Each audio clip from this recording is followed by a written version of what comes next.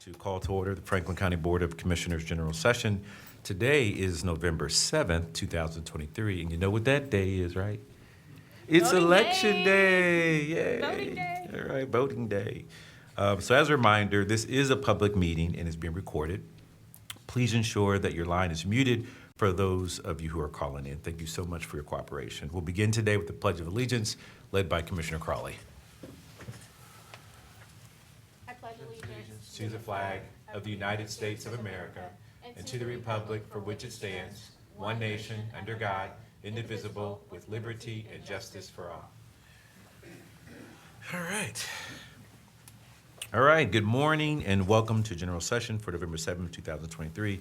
As y'all should know, I think I said all this, and this is written in the script, but I think I said it, but I'm going to read it anyways so I can stay on track.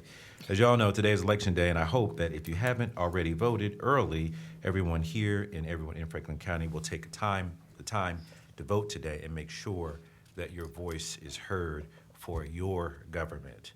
Before we get to today's agenda, we've got a couple of special guests with us. First, we have retired Army Colonel, Director Buck Bramlish of Franklin County's Veteran Service Commission to tell us a bit about the resources his agency offers to veterans and to preview our veteran-focused Lunch and Learn program that will be streamed live tomorrow at noon on the Commissioner's Facebook page. Welcome, Director Bramlish.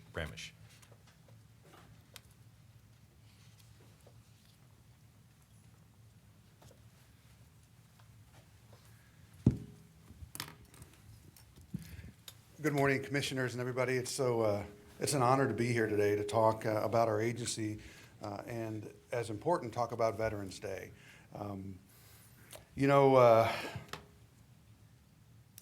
Veterans Day started out as Armistice Day at the end of World War I, and it was a truce. You know, the war wasn't officially over, and it was established as this time to celebrate the horror of the first real conventional world war. And it was obviously this terrible time in our world history, and so we decided, along with some of our allies like France and Britain, to celebrate Armistice Day, celebrate the veterans and the families that sacrificed. And really there was a renewed thought about world peace, that this would be our opportunity as a world to come together, learn from this terrible thing that took place, and go on to a greater world. Then World War II happened. And then the Korean War happened. You know, towards the end of the Korean War,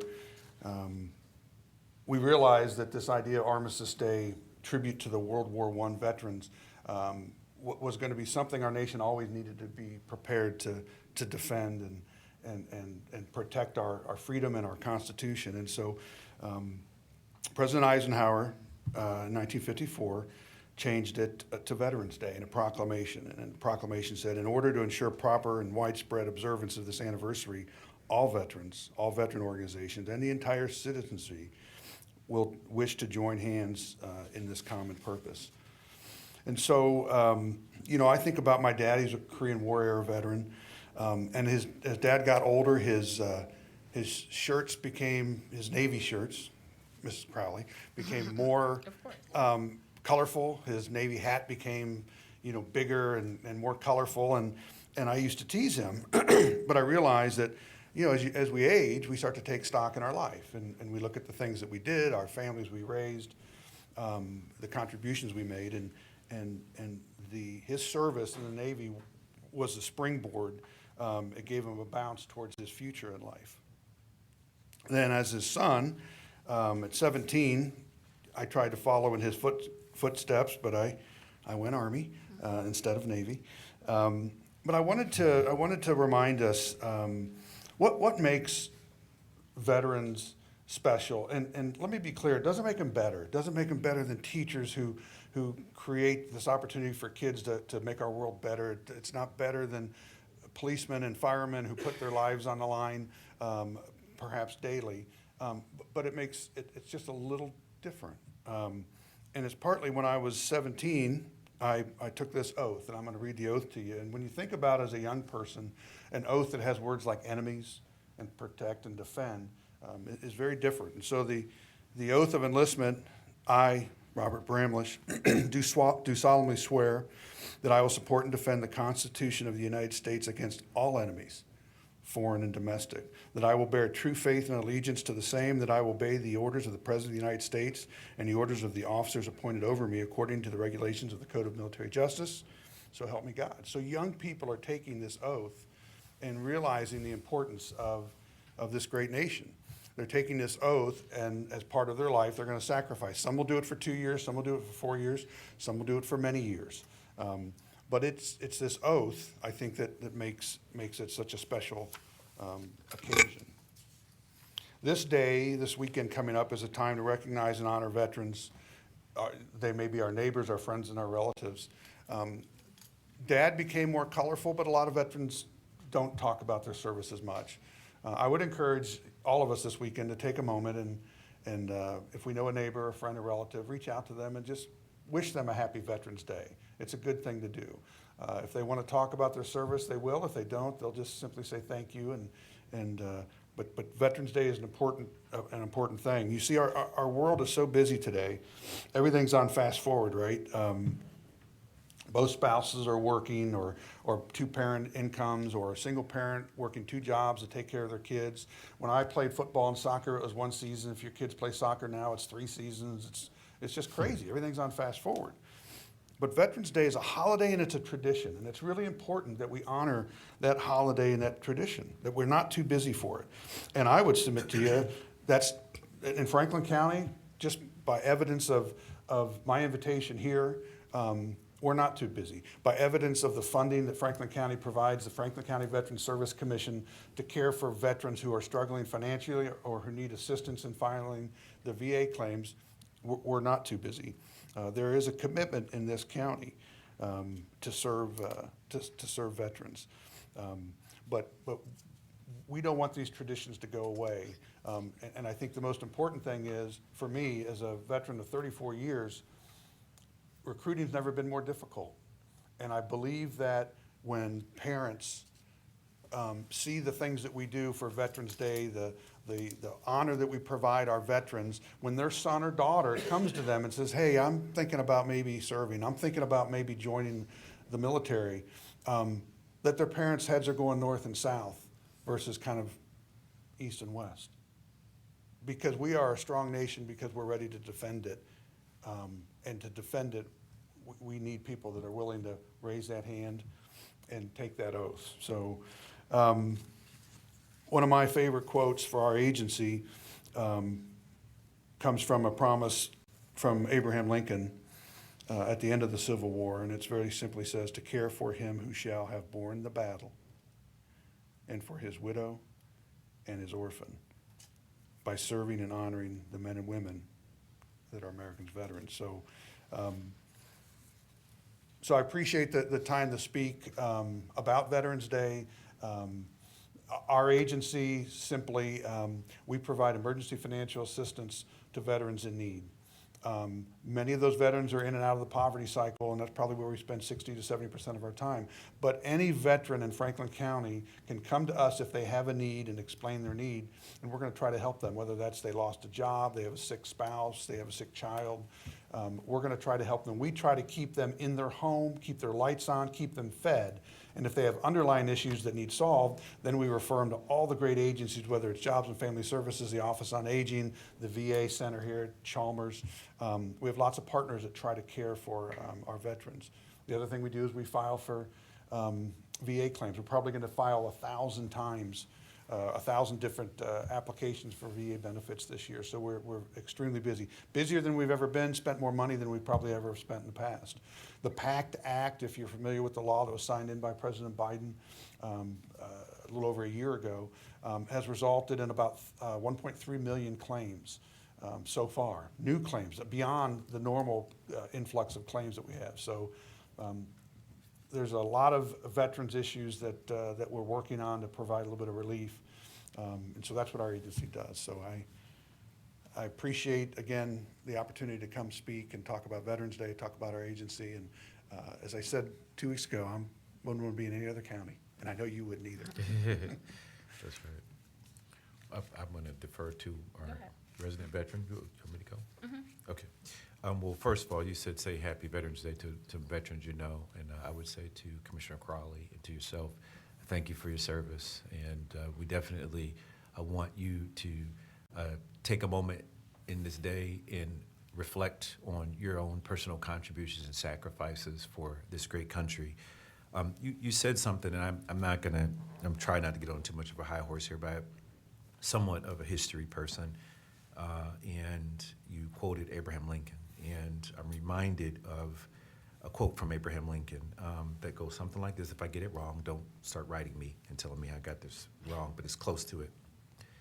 You know, when he was given the Gettysburg Address, he said 7 years ago, so that's a score is 20 years, and 7 years is 87 years. What he was referring to was the great experiment that they call America, the democracy of America. But he said 7 years ago, our fathers brought forth upon this continent a new nation, conceived in liberty and dedicated to the proposition that all men are created equal.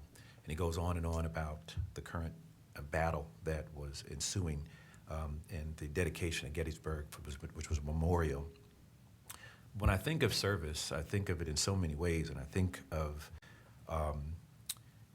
the very foundation this country was built upon. And my father served in the Marines in Vietnam, and while he died at an early age for me, so there's a lot I don't remember, I do remember his service. I do remember being proud of the flag that he was buried, that covered him when he was buried, which I still have. It's actually in my office here at the county. I do remember my favorite picture is his picture of him in uniform, which I actually carry on me, right here, almost every day when I don't forget it. I didn't think about it today. I picked it up today because I wanted to.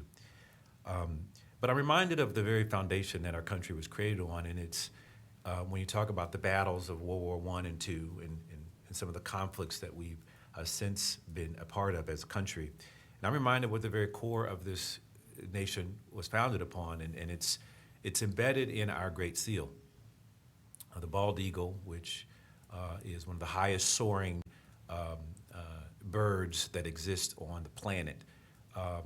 But if you take a close look, the bird has two talons. And one talon is a bunch of olive branches, and the other talon is a bunch of arrows. And the meaning behind that, if you don't know, is, and he looks to, the eagle looks to the olive branches, and the message to everyone is, we come in peace, but prepared to do battle. And that's what the arrows represent. And those who step up for our country and wear whatever uniform it is means something. That is a form of public service at its highest extent.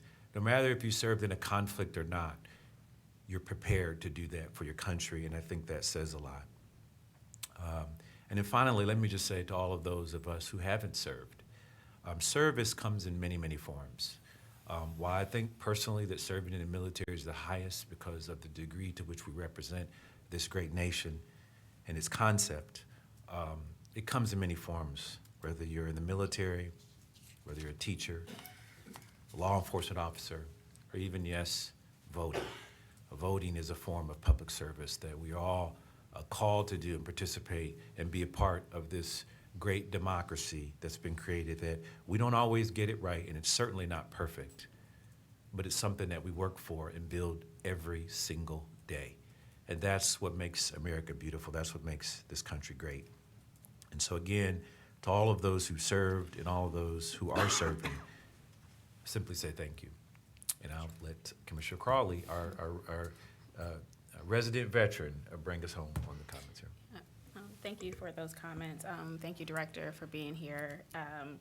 You know, when it comes to, you know, I'm going to champion veterans all the time and advocate for them.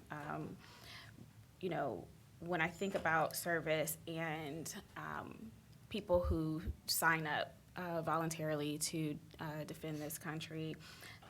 Sometimes I feel like we should have a compulsory draft. I know people don't write me to talk about it, but I say that because, when you go to boot camp and then you go into the, you get stationed, in boot camp, the time that you're there, no matter what branch of service, I'm always going to advocate for the Navy, and as we have the finest Navy, but it breaks you down as an individual, so you can get out of your mind the I, and it's about the we. Right, and so you have that mentality, and that carries on even after you leave service. That it's not an I, it's a we, and no matter what I do, I have a responsibility for the person that is serving right next to me, and their life is in my hands as my life is in theirs. And I think that if more people went into the military, they would have an appreciation for the freedom that we have, but for each other and being in service to each other. I also had this conversation recently about what it means to serve, and I think we are very privileged here in America. And even though, we might not be in war like we were before, there's always threats that get extinguished every day, or in the intelligence world, there's always things that are going on, and people who are fighting, whether you know it or not, to keep this country safe, and I thank them for their service. When it comes to Veterans Day, veterans without the apostrophe, it symbolizes, and it means something. Like, people often put an apostrophe, but Veterans Day symbolizes the veterans that are with us right now. And to your point about Armistice Day and marking the end of World War I, Veterans Day or Armistice Day was to kind of memorialize the 11th hour, the 11th day of the 11th month. And so Veterans Day is always on November 11th every year. And, people get the apostrophe wrong sometimes, and is separate from Memorial Day, clearly. But it is to really celebrate and acknowledge the people who, understood what the sacrifice was. When I went to the military, I talk about it all the time. After, the USS Cole was bombed in October of 2000, I went to the military in December of 2000, and then ended up serving during Operation Iraqi Freedom and Operation Enduring Freedom. I enlisted in the Navy, understanding that my father served in the Army, so a little backwards. And my brother, my father served in Vietnam. My brother served Army, and my brother served Army. He was in Desert Storm, he was in Iraq, and he was in Afghanistan. And when you serve, when you sign up, you sign up knowing that there is the possibility that you will go to war, and then you would have to defend this country against all enemies, foreign and domestic. And so that's why I have a deep appreciation for veterans. I feel like we should not have any homeless veterans. We shouldn't have any veterans that don't have anything to eat. That should not exist. And we also understand the history of veterans and the discrimination that has happened with Black veterans and veterans of color, and try to make that right over the years. But I will always acknowledge Veterans Day and anyone who has worn the uniform. And I think everyone who is watching and listening who is a veteran, I thank you for your service. Thank you. Thank you. Yes, sir. Well, thank you, Buck. Appreciate it this morning. Thank you for your service as well. We look forward to tomorrow's Lunch and Learn luncheon, and hope that everyone listening today will tune in for that tomorrow at noon on the Commissioner's Facebook page. Next, we have Executive Director Chip Spinning from Franklin County Children's Services. Chip is here to tell us about National Adoption Month. Chip, I understand that There are more than 100,000 children nationwide who are awaiting adoption, and that this year's National Annual Adoption Month theme is Empowering Youth Finding Points of Connection. So thank you for being here today. We look forward to hearing from you more about the Children's Services and what you guys do for the community and how we're here to celebrate National Adoption Month. Well, good morning. I also have with me Raquel Breckenridge. She's really our leader of all permanency, and so I want to make sure that she was here to be with us today. First, I'd like to thank you, the commissioners, for your ongoing continued support of Franklin County Children's Services and our mission to protect children by strengthening families. We know that nobody outgrows the need for a family and that sense of belonging. And in our mission, part of the work that we do is really to achieve permanency. And so when we're unable to find permanent connections or unable to return children to home, we look for permanent connections, and we do that through adoption.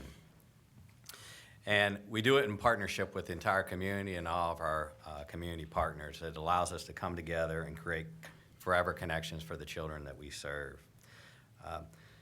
One of the major challenges that we have in creating connections with our youth or long-term adoptions is that most of the youth that we have who need adoptions are tweens and teens. They're 10 years old and older.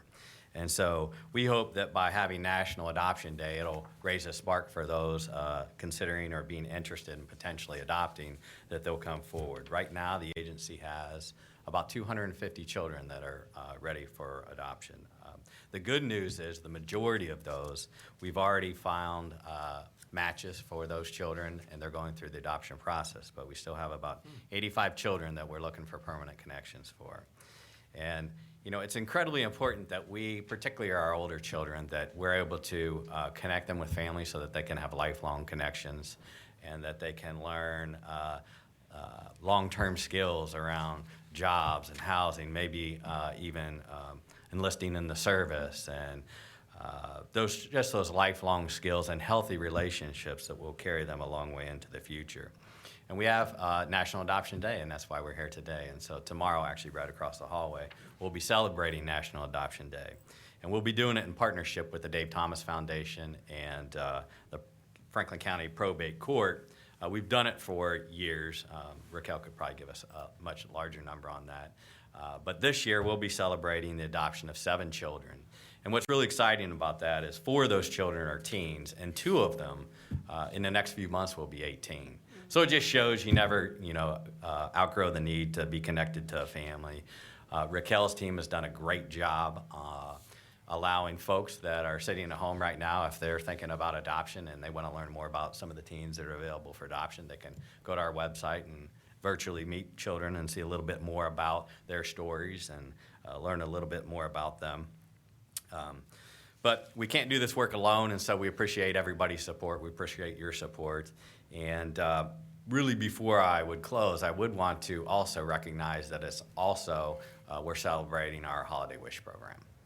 And so that's when we're able to, as a community, come together and provide gifts to the children that we have in custody. We've done it for over 60 years, and it's only through the generosity of the entire community. If somebody has the ability, they could provide a gift for an individual child. They could host a toy drive, or they could also just donate through our campaign, which they can find at fccs.us through our Holiday Wish program. And then also inside there, I want to put a plug in there for Black Girl Magic, which really accentuates those really special gifts for a lot of the girls that we have in custody that can have a doll that looks like themselves or a book that celebrates our culture and heritage. So really appreciate all your support over the years and appreciate the time. Commissioners? May Oh, I- do may you I have- say something? Yeah. please. Thank you, President O'Grady.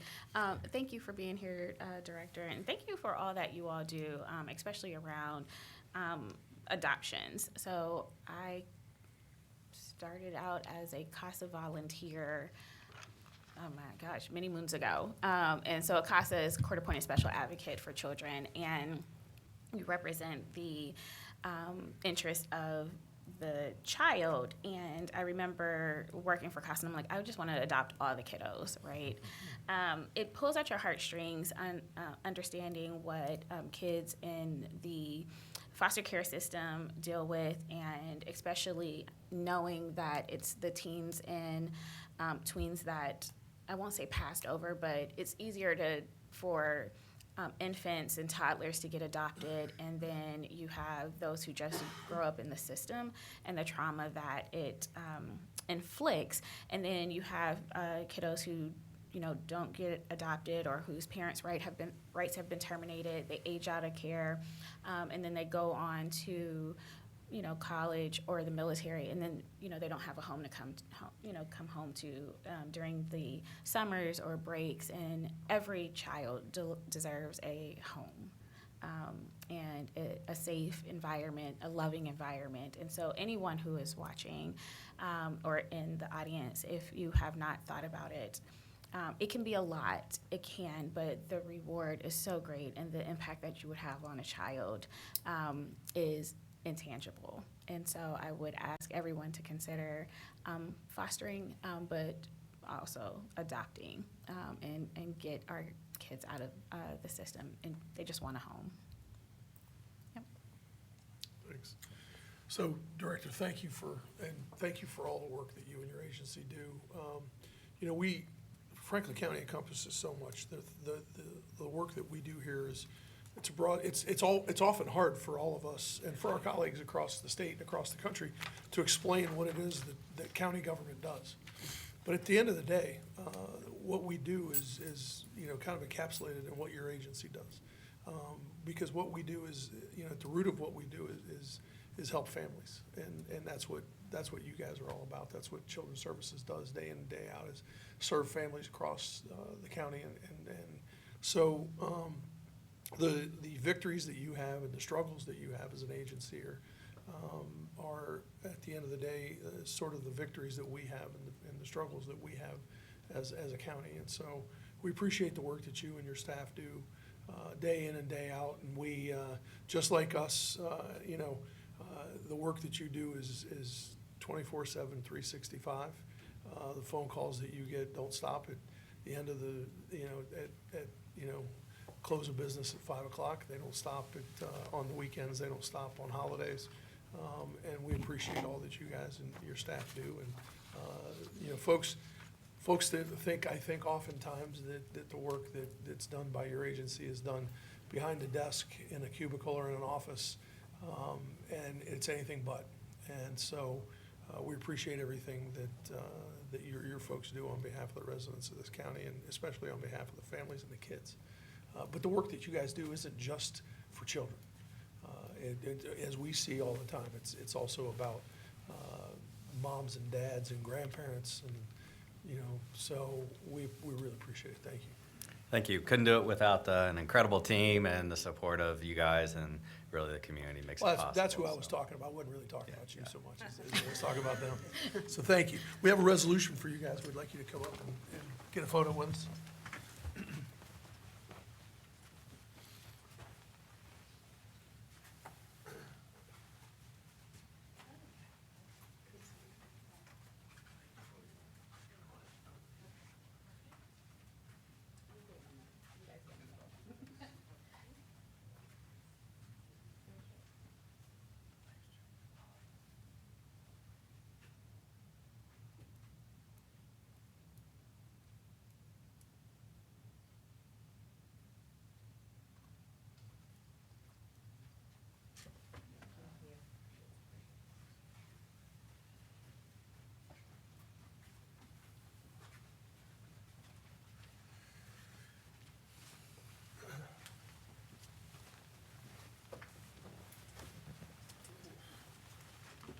All right, thanks. Director, appreciate you guys being here today. And then let's move on with the agenda, the engineer. Resolution number 84923. Report first of the Franklin County Engineer establishing sums of compensation for a portion of the owners of property abutting the Cleveland Avenue from Huey Road to Cook Road Improvement Project, Clinton Township, Franklin County, Ohio, in the amount of $1,583. Good morning, Commissioners. Brad Foster with the Franklin County Engineers Office. Commissioners, our first resolution seeks compensation for two property owners abutting the Cleveland Avenue from Huey to Cook Road Improvement Project in Clinton Township.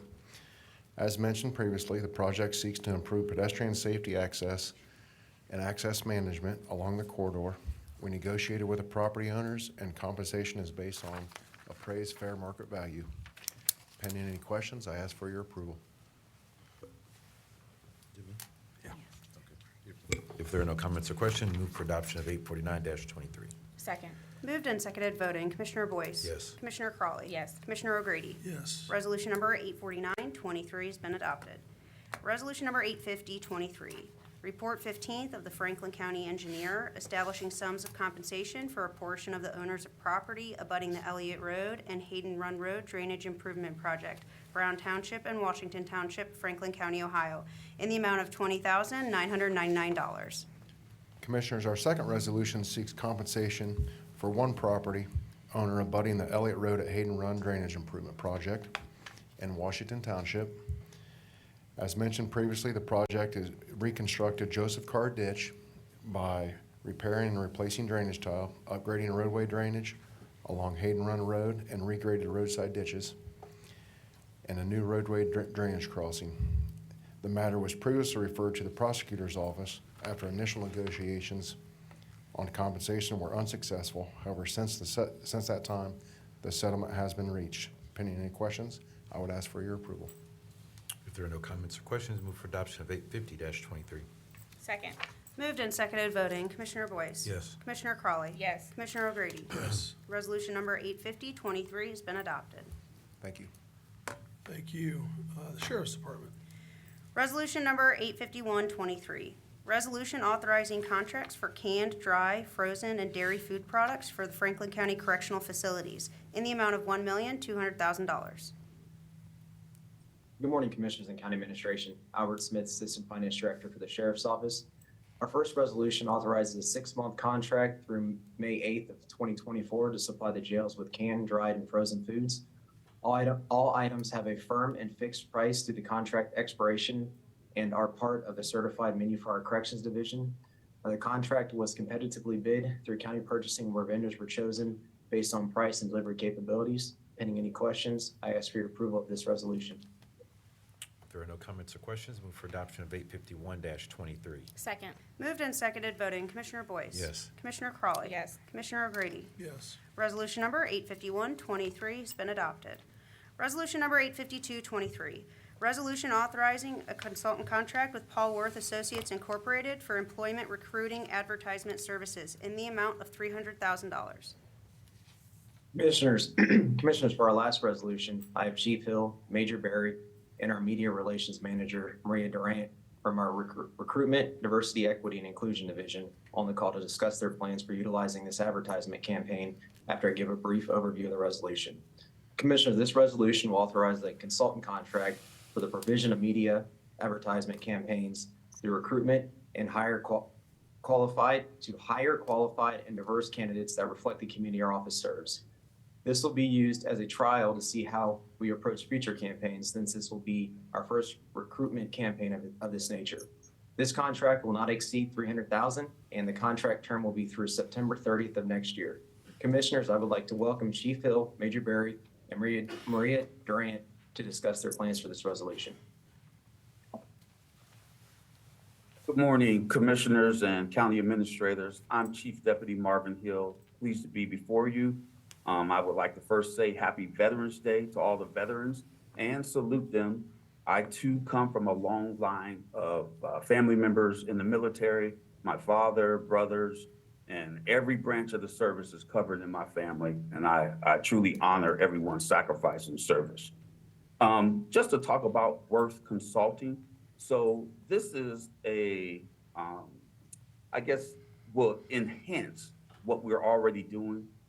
This proposal will give us the opportunity to have some more branding, some more strategy to really enhance our recruiting.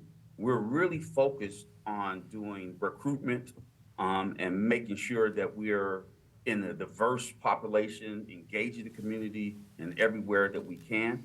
I think that this proposal will really help us, but also ensure that we're fiscally responsible to handle the duties that's assigned to us.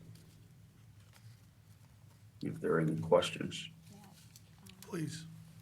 Thank you, President O'Grady. So for the recruitment that you're trying to do, just for my information, what positions are like in demand that you need to feel like kind of priority?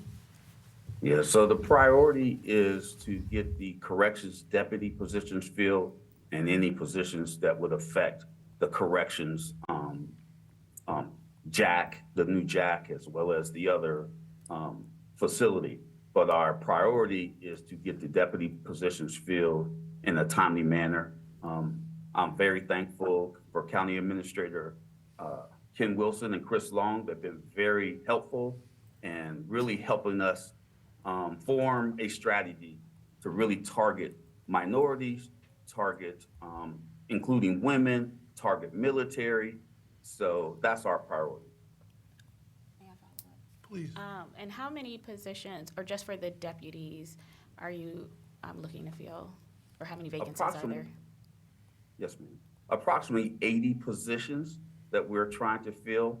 We're looking to try to get a class of 40 and really push to, once we get that 40 positions filled, to get them started immediately into the jail and then get another 40 so that those 40 can go to training. And then another follow-up, and thank you for that. And so for the viewing public, are there any uniform positions? Are there regular civilian positions available as well? Yes, ma'am. There's a host of civilian positions within the sheriff's office, corrections, in the corrections especially. They have corrections coordinator. They have those who assist with the laundry.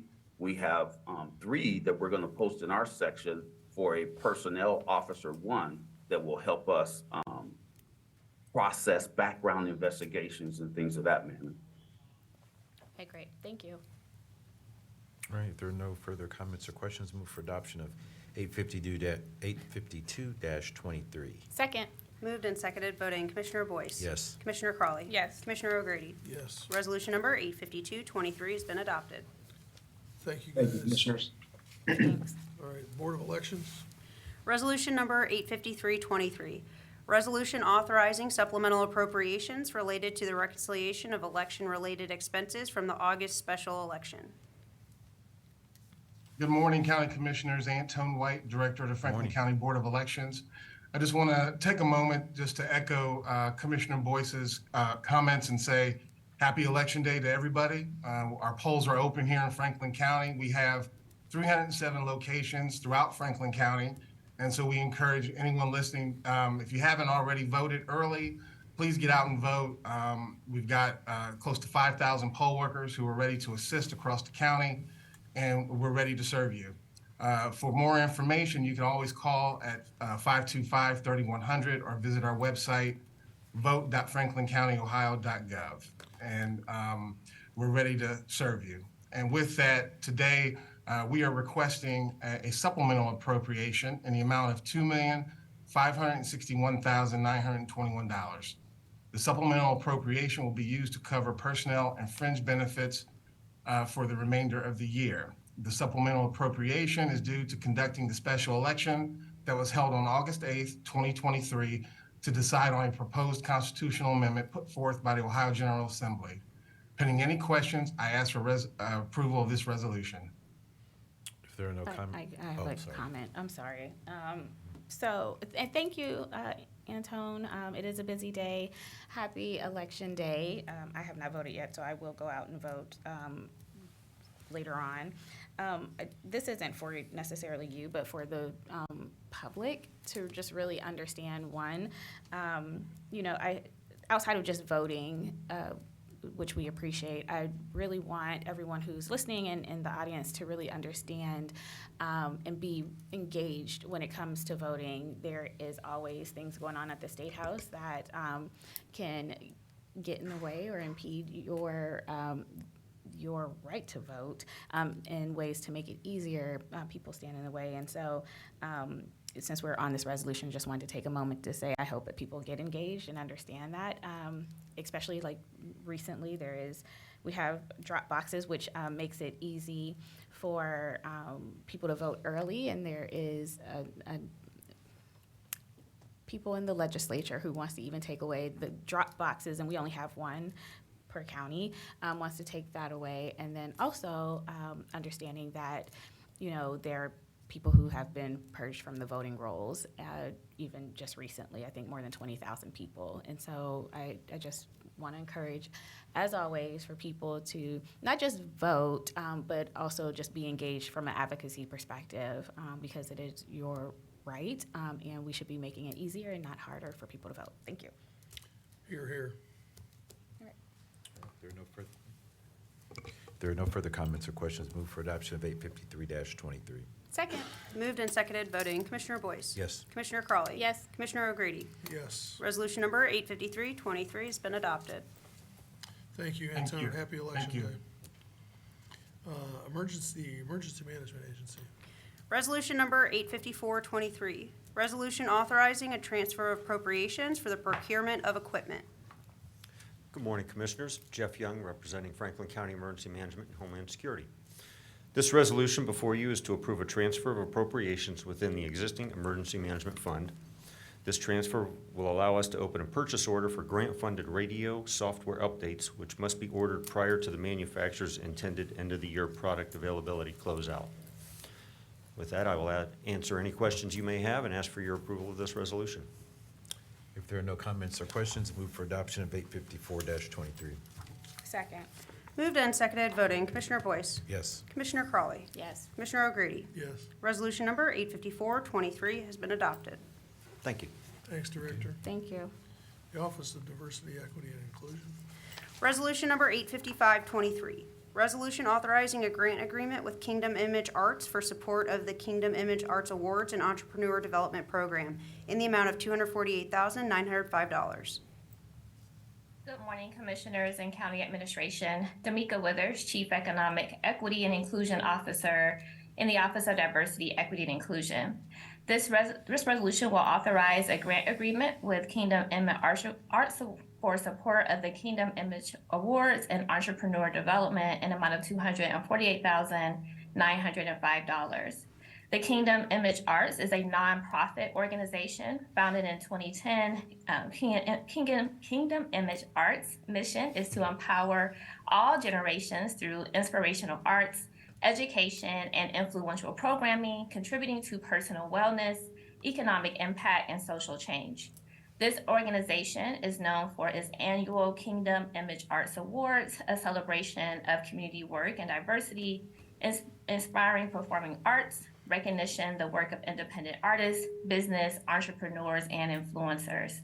The organization also hosts workforce development and coaching programs, youth programs, and live performance series that are designed to provide and promote positive messages, expand access to underserved communities, with an emphasis on communities of color, and increase awareness for the benefits of personal expression, including holistic living goals, creating individual balance, increasing wholeness, and promoting stability.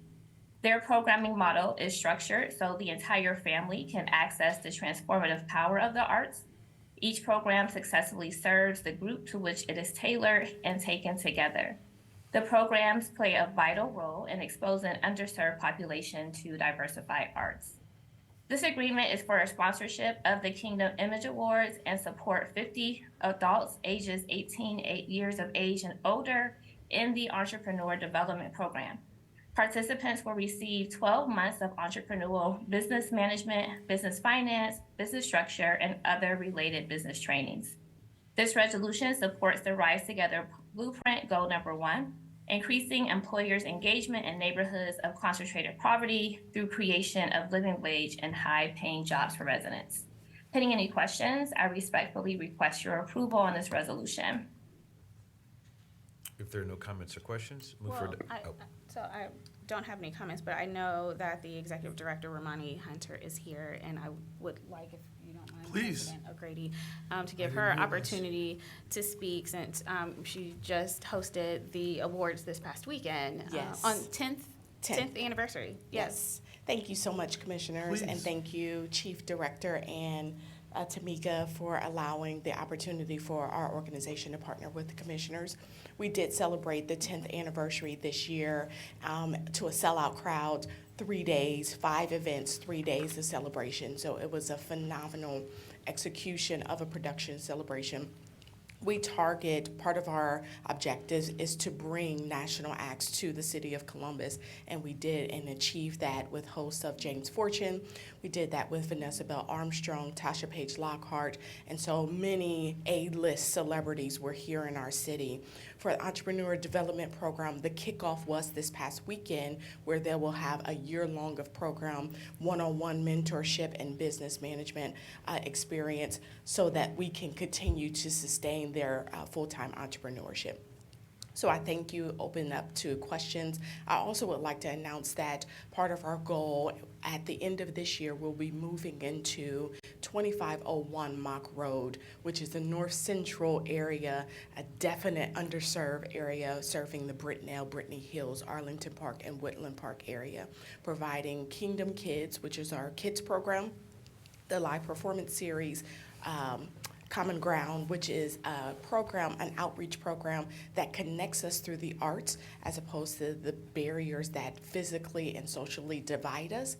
And then our entrepreneurship program, and then annually the Kingdom Image Awards is held every November. Outstanding. Thank you.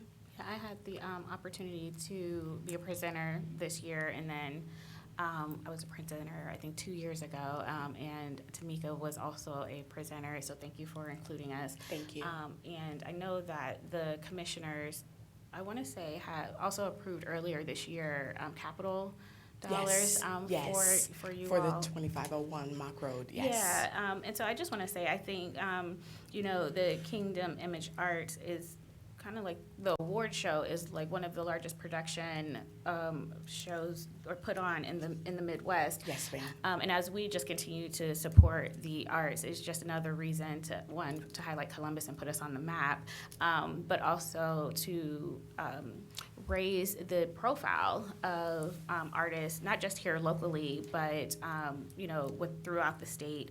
The talent that came for the award show in particular was, phenomenal and outstanding, and they come from different places. But I just really want to highlight the fact that, the commissioners continue to invest in local talent and artists and creatives.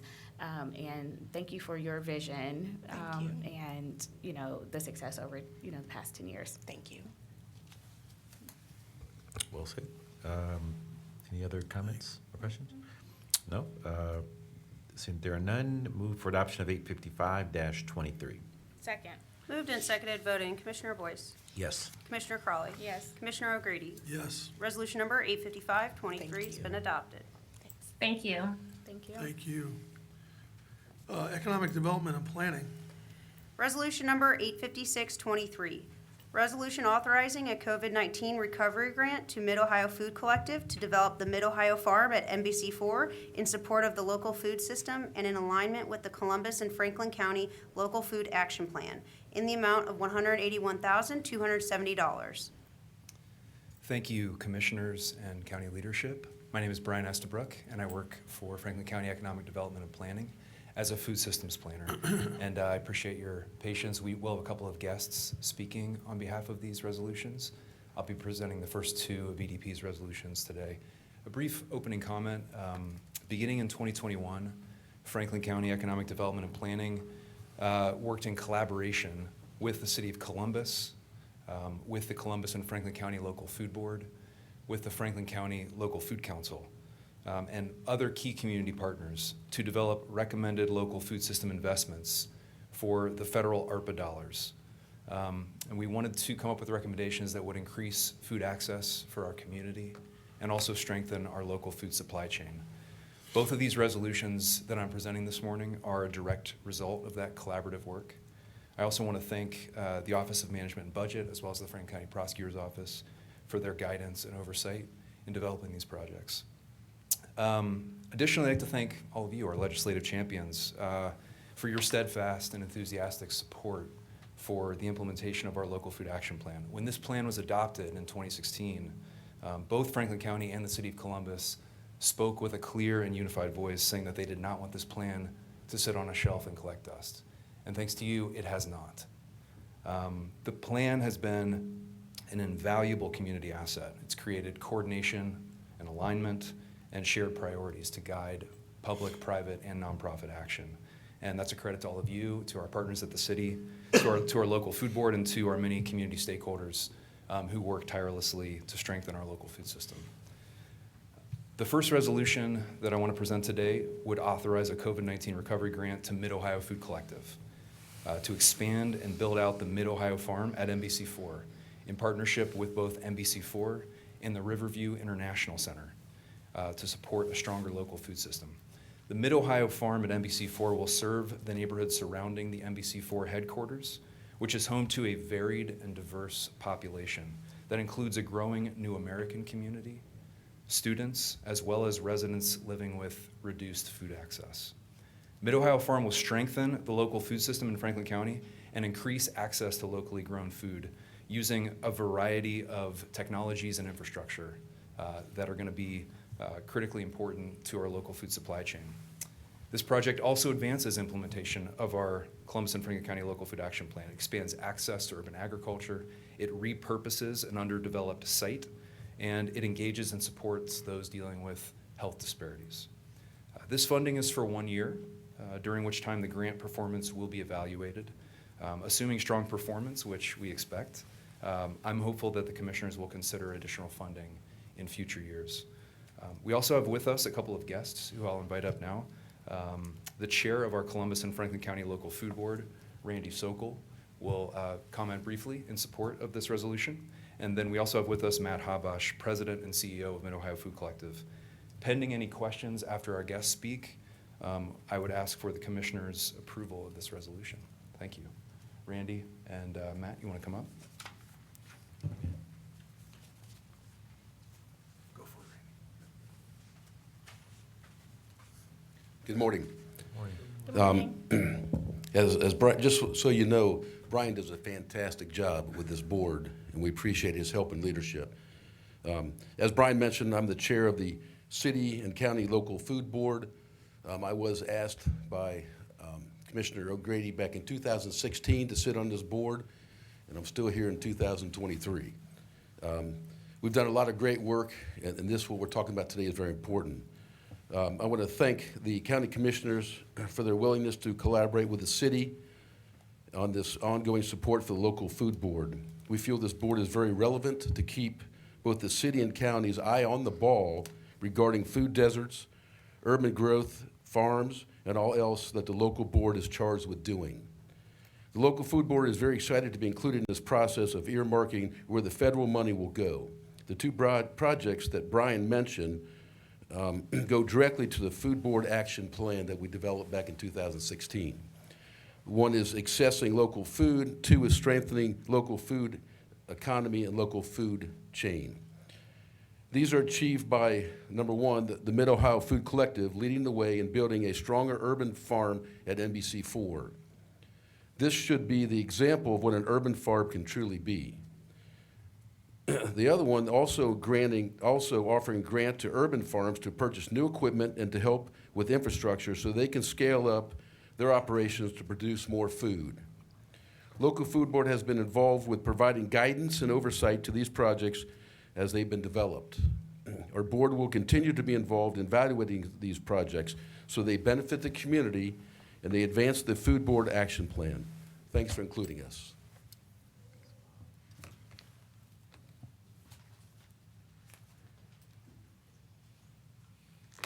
President O'Grady, Commissioner Boyce, Commissioner Cawley, thank you for the opportunity to speak. I'll speak very briefly because Brian covered this really well in terms of what our role is all of this.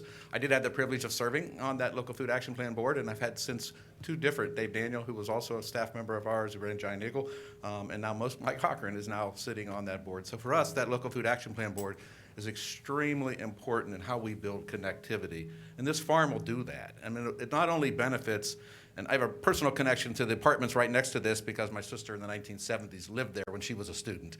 So I'm very connected to that area from a long history. I reminded her the other day that she did live there. She lives in Seattle now. But the opportunity to really connect with those folks that live right there, who are growing food in 5-gallon buckets in their parking lot. You know, growing food, fresh food to them is that important. To have a space that has community gardens in it for them to use. In addition, I think the thing that for us that really fits into the local food action plan is the ability to teach. To use this as an education center, to have NBC4 really willing partnership, because they can come out right out back and film anytime they want, to continue to promote local food action work and to promote local food growing. So there's an opportunity to tap the talent and expertise of the commercial television industry to really put forth a message. And most importantly for us, I have an amazing farm director. He's back there, Trevor. I'm going to stand up, Trevor.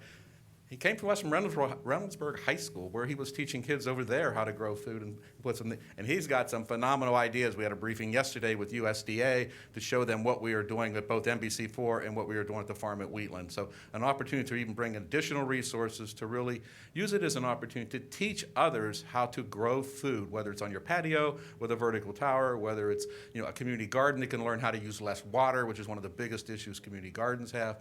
Different growing techniques to grow things faster, better, and in a way that more people can benefit. So it's really going to be very much a teaching tool on an underutilized piece of land that was being used for nothing. So thank you for this. And this is a continuation of all the support you guys have continued to give us in making sure that nobody goes hungry in this community. So thank you.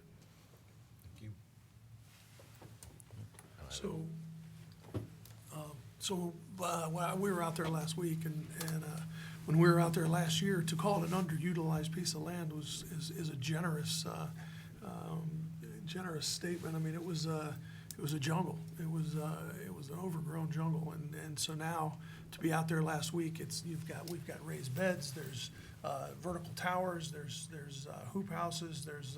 They were putting in an orchard when we were there last week, and so it's become just a beautiful place, and the residents of the area where it's 10 years ago it was a thriving area, now it's a food desert, and so now to have this wonderful farm right in the middle of all that, sponsored by the Food Collective, by the county, and by NBC4, and all the other partners that are a part of this, has just been a great thing, godsend for that community there. So, and you're right, they were growing right in the parking lot, and so they're tickled to have this in their community. So, just a great thing, and to see it transform. We were there last summer on a sweltering day, and a muddy day, where and then we show up there the last week, and it's just transformed. It's beautiful, and so I'm sure it'll just continue to grow and continue to be even more beautiful as time goes on.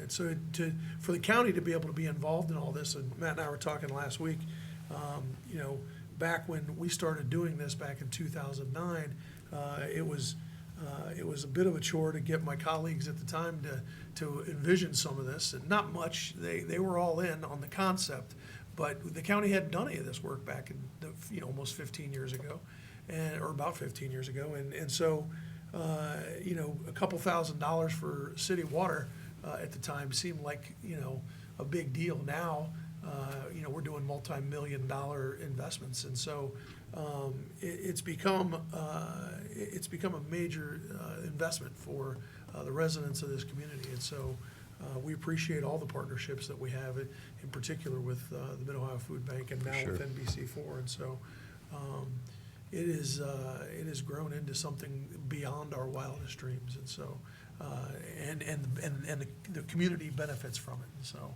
we appreciate all that you're doing, and we appreciate our partnership with you. No doubt. So thank you. If I Please. might, and this isn't necessarily for them, but for you and your leadership and your vision and your just continued advocacy in the food and making sure that no one goes hungry and addressing food insecurity. So I just want to thank you for your ongoing commitment, Commissioner O'Grady. You're here. What was it? It was easy. It was really easy. I mean, but you've been doing this for years and haven't let up, and so yeah, just want to acknowledge you. Well, All I can say is good, it was good parenting. Yep. Our resident chef. So, yeah. Okay. All right, there are no further comments or questions. Move for adoption of 856-23. Second. Moved and seconded voting, Commissioner Boyce. Yes. Commissioner Crawley. Yes. Commissioner O'Grady. Yes. Resolution number 85623 has been adopted. Resolution number 85723. Resolution authorizing a COVID-19 recovery grant to Franklin Soil and Water Conservation District to develop an urban agriculture critical infrastructure grant in support of the local food system and in alignment with the Columbus and Franklin County Local Food Action Plan in the amount of $166,667. Thank you so much again, Commissioners and County leadership. The second resolution would authorize a COVID-19 recovery grant to Franklin Soil and Water Conservation District to create and administer a new county-wide urban agricultural critical infrastructure grant. This grant will support small local growers with the critical infrastructure needed to scale up their operations and bring more local food into our community. This grant is unique for a couple of reasons. First, it's going to be available for growers operating under 5 acres who are growing fruits and vegetables. Secondly, both for-profit and nonprofit growing operations will be eligible, and applicants may request up to $15,000. Eligible uses of these grant dollars include infrastructure that helps scale up growing operations to produce, process, and sell or donate more local food. And examples of that infrastructure include, but are certainly not limited to, high tunnels, greenhouses, water service, fences, sheds, wash pack stations, utility sinks, cold dry storage, market stands, and other kinds of technologically intensive growing equipment. This grant will fill a massive funding gap that small growers face when looking to scale up their operations.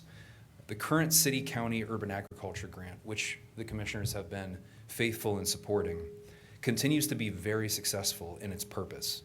However, that existing grant is capped at $3,000 per applicant, and it is only available for nonprofits. So another source of support is needed for local growers who have outgrown that existing urban agriculture grant and who want to scale up their operations and go to the next level. Franklin Soil and Water Conservation District will also provide technical assistance, education, and key third-party connections, such as OSU Extension, to grantees, while ensuring equitable support for socially disadvantaged growers, including BIPOC growers, women growers, and low-income growers. And this project will also advance implementation of the Columbus and Franklin County Local Food Action Plan in all the same ways that the previous resolution did, by expanding access to urban agriculture, by supporting the repurposing of underdeveloped sites, by engaging those most impacted by health disparities, and by developing critical infrastructure for local food production. This funding is also only for 1 year, and the grant performance will be evaluated, and I'm hopeful that we can bring you another resolution in the future to support additional funding in future years.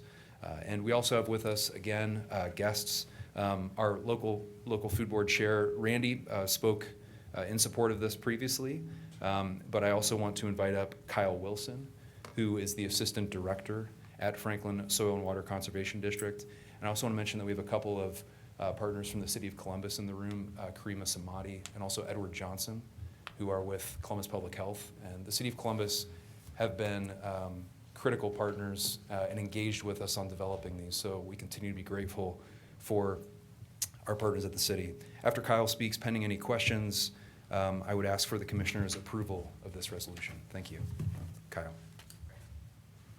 Thank you, Commissioners. My name is Kyle Wilson, Assistant Director with Franklin Soil and Water. Also have with me one of our key staff members that will be helping to implement this program, Annabelle Spranger. If you can say hi there, Annabelle. First, want to thank Brian and Karima and everyone who's already put a lot of effort into this program. As you know, Franklin Soil and Water serves as a hub for natural resources here in Franklin County. Your funding over the years has helped us keep the county in compliance with everything from stormwater permitting processes, and has also allowed us to reach up to 15,000 students a year for general environmental education. We do all kinds of things beyond that in the world of natural resources, large-scale stream and wetland restorations on our 200-acre property out in the Hell Branch watershed, as well as Community Backyards Program, which sees rebates go to residents of Franklin County so that they can do something on their own property. This grant in front of you today is really going to help us build on a lot of good work that's already being done here in Franklin County. As Brian mentioned, OSU Extension and others are really providing a lot of assistance to community gardens throughout this area. However, there is that lack in access to infrastructure. This grant will allow us to mimic other grant programs that we have going on in the community. So we have over 9 years of assisting getting things on the ground. We're going to kind of build on that expertise and make sure that not only are we getting the word out on this program so that we get good applications, but once we have them in, we're going to continue to work with them and provide the technical assistance needed to see good projects go on the ground. So we really appreciate you considering this grant proposal and can answer any questions. If there are no comments or questions, move for adoption of 857-23. Second. Moved and seconded, voting, Commissioner Boyce. Yes. Commissioner Crawley. Yes. Commissioner O'Grady. Yes. Resolution number 857-23 has been adopted. Thank you. Resolution number 858-23. Review of petition to annex 59.743 acres, more or less, from Jackson Township to the city of Grove City, case number ANX-40-23. Good morning, Commissioners. Good morning. Staff. Emmanuel Torres, I'm Assistant Director of Economic Development and Planning, and this resolution seeks your approval for an expedited Type 2 annexation of approximately 59.743 acres from Jackson Township to the city of Grove City. The petition case number is ANX-40-23. The site has actually two parcels that are owned by CRL Leasing LLC. The addresses are 1335 Thrailkill Road, and the parcel ID number is 160-000016, and 3709 Jackson Pike, which is parcel ID number 160-000157. Approximately 24.3% of this site is contiguous to the city of Grove City. The applicant has met all statutory requirements outlined in section 709.021 of the Ohio Revised Code. The applicant has provided proof of notification and timeline and has provided resolution number CR-41-23, which was passed by the city of Grove City on October 16th, 2023, which identifies the services that will be provided once the annexation has been approved, and a statement regarding possible incompatible land uses and zoning buffer. Pending any questions, I respectfully request your approval of this resolution. If there are no comments or questions, move for adoption of 858-23. Second. Moved and seconded, voting, Commissioner Boyce. Yes. Commissioner Crawley. Yes. Commissioner O'Grady. Yes. Resolution number 858-23 has been adopted. Resolution number 859-23. Review of petition to annex 0.47 acres, more or less, from Franklin Township to the city of Columbus, case number ANX-41-23. Commissioners, this next resolution, again, seeks your approval for an expedited Type 2 annexation of 0.47 acres, more or less, from Franklin Township to the city of Columbus. The petition case number is ANX 4123. The site, located at 4212 Ongaro Drive, parcel ID number 142-000028, is owned by Adam and Melissa Bowles, and it's approximately 23.7% of its site contiguous to the city of Columbus. The applicant has met all statutory requirements outlined in section 709.021 of the Ohio Revised Code. The applicant has provided proof of notification and timeline and has provided ordinance number 2795-2023, which was passed by the city of Columbus on October 16, 2023, identifying the services that will be provided once the annexation has been approved and a statement regarding possible incompatible land uses and zoning buffer. Pending any question, I respectfully request your approval of this resolution. If there are no comments or questions, move for adoption of 859-23. Second. Moved and seconded, voting. Commissioner Boyce? Yes. Commissioner Crawley? Yes. Commissioner O'Grady? Yes. Resolution number 859-23 has been adopted.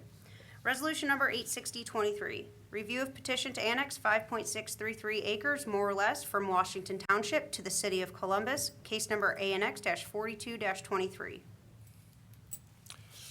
This next resolution seeks your approval, Commissioners, for a municipal annexation of 5.633 acres, more or less, from Washington Township to the City of Columbus. The petition number, again, is ANX-42-23. The site is a section of public right-of-way of Hayden Run Boulevard and Avery Road, and it is owned by the City of Columbus. The applicant has met all statutory requirements outlined in Section 709.021 of the Ohio Revised Code. The City of Columbus has authorized the annexation of the described territory under Ordinance Number 1095-2021, which was passed in May 17 of 2021. The territory to be annexed is contiguous with the City of Columbus. The Ohio Revised Code, Section 709.1.16b, states in part that if the territory to be annexed is contiguous territory owned by a municipal corporation, the Board of County Commissioners by resolution shall grant the annexation. So pending any questions, I respectfully request your approval of this resolution. If there are no comments or questions, move for adoption of 860-23. Second. Moved and seconded, voting. Commissioner Boyce? Yes. Commissioner Crawley? Yeah. Commissioner O'Grady? Sorry, yes. Yes. Resolution number 860-23 has been adopted. Thank you. Thank you. Job and Family Services. Resolution number 861-23. Resolution approving a subaward agreement with the Derek L. Owens Group, LLC, for adult court diversion alternative services in the amount of $459,000. Good morning, Commissioners. Vivian Turner, Chief Administrator for Franklin County Job and Family Services. By connecting residents with services like workforce readiness training and treatment referrals, the team at the Owens Group is able to assist residents with low-level offenses, things like minor crimes or traffic offenses, with diversion activities to avoid potential incarceration. Over the terms of the subaward, the Owens Group will assist no fewer than 260 TANF-eligible individuals facing criminal and traffic violations across various Franklin County systems. This resolution supports our Rise Together Blueprint Goal number 44, and pending any questions, we request your approval of this resolution. If there are no comments or questions, move for adoption of 861-23. Second. Moved and seconded, voting. Commissioner Boyce? Yes. Commissioner Crawley? Yes. Commissioner O'Grady? Yes. Resolution number 861-23 has been adopted. Resolution number 862-23, resolution authorizing Franklin County Department of Job and Family Services Director to enter into a memorandum of understanding and related amendments and extensions with Columbus State Community College for case management services. Commissioners, the MOU formalizes our ongoing partnership with Columbus State to provide case management services for the school's 20,000-plus students. Our case manager is located on site at Columbus State Student Advocacy Center and assists in determining eligibility for SNAP, OWF cash assistance, Medicaid, and our PRC program, emergency assistance, and other administered benefits.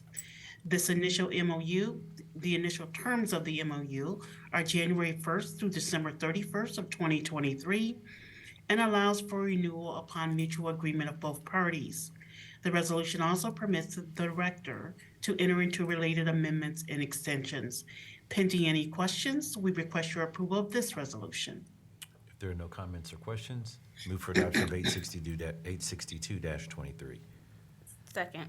Moved and seconded, voting. Commissioner Boyce? Yes. Commissioner Crawley? Yes. Commissioner O'Grady? Yes. Resolution number 86223 has been adopted. Resolution number 86323, resolution approving and certifying the Franklin County Department of Job and Family Services Prevention, Retention, and Contingency Plan for the 2024-2025 biennial period. Commissioners, our final resolution this morning for the Prevention, Retention, and Contingency, or PRC, program uses temporary assistance for needy family funds to provide short-term crisis-oriented benefits and services to assist low-income families. The program can help parents and caregivers maintain employment and helps families to avoid going on public assistance in the first place. PRC helps to alleviate situations that threaten the health and safety of our Franklin County neighbors, such as the threat of eviction. Housing assistance, as you know, is the most prevalent need that we are seeing, representing over 3/4 of all standard PRC applications. Over the last federal fiscal year, the total paid to support other emergent needs is gulfed by the millions in housing assistance we were able to provide through our offshoot PRC emergency and rental assistance programs. Around $16 million was paid out in our PRC Plus programs.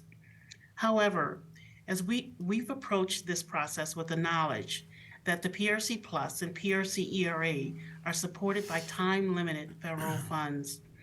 And when that funding is expended, the need is still going to be here. Ohio law requires that counties adopt and amend their PRC plans on or at a biennium basis as per the Ohio Revised Code requirements. We held a 30-day public comment period from September 24th through October 24th on our proposed changes, which I will outline later. Your certification is the first step before our revised plan can be submitted to the state for approval. Before going over the changes, I want to talk a bit about the families we're servicing. Our analysis by our STAR team of emergency housing assistance recipients from January of 2022 through September of this year found that 92% were women, 91% had single parent households, and 81% identified as Black or African American.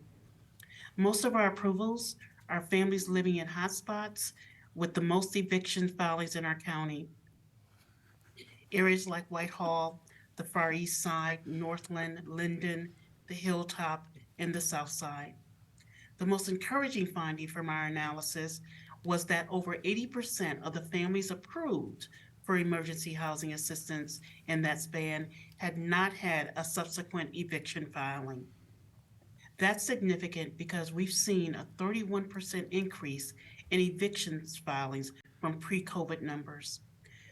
Franklin County is on track for upward of 24,000 filings this year. What would be a record high? We know the trauma of eviction can have negative long-term impacts on the entire family and the entire community. PRC is a much-needed, highly effective eviction prevention tool.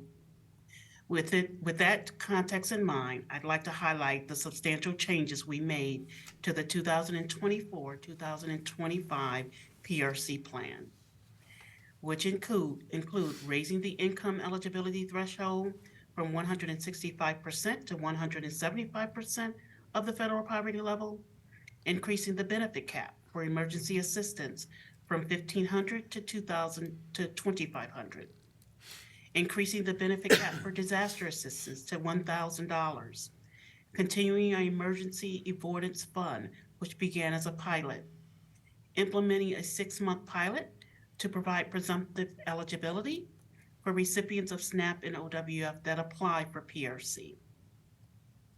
And finally, permitting non-custodial parents who otherwise meet eligibility requirements and are verified by colleagues at Child Support Enforcement to receive emergency assistance through PRC.